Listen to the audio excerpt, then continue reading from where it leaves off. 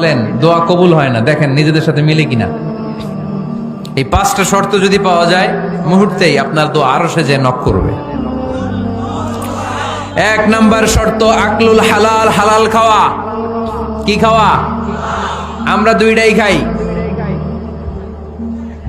হালালও খাই হারামও খাই। বেশি খাই কোনটা?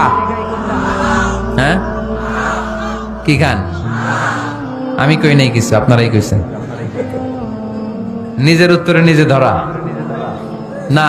হারাম খেলে তো দোয়া কবুল হয় না। লা ইয়াদখুলুল জান্নাতা জাসাদুন গুযিয়া বিল হারাম। ওই দেহ কখনো জান্নাতে যায় না যে দেহ হারাম খেয়ে বর্ধিত হয়েছে।